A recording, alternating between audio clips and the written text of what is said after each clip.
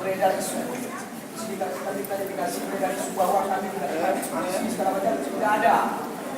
Jadi kami ingin lakukan ini dengan baik seperti selayaknya warga negara yang baik.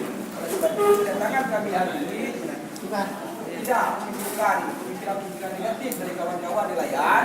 Jadi kita hari ini silaturahmi yang ada di dalam dan kawan-kawan sudah sampaikan ke saya supaya kawan-kawan di luar juga tahu apa yang hasil tadi. Makanya kita sepakati bahwa besok kita adakan pertemuan di semua pihak yang menyangkut persoalan kita ini. Jadi besok pagi jadi kami mau jadi masyarakat yang patuh dan taat terhadap hukum.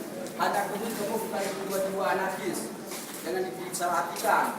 Karena kami kecewa kemarin ketika kami dapat pesan kemarin, robot jelas, gitu kan? Dan tidak ada sejauh ini yang berkaitan dengan proses kami selama ketika kami rapat bersama sampai hari ini. Nah, persoalan lainnya makanya dalam ini kita sampaikan bahwa sekali lagi karena ini sudah kita konstruksikan semuanya, kita tidak demo, tapi kita ke sana menunggu dan menyambut kedatangan kita. Mungkin hanya itu yang dapat kami ceritakan. Dengan kurang saya mohon maaf. Assalamualaikum warahmatullahi wabarakatuh.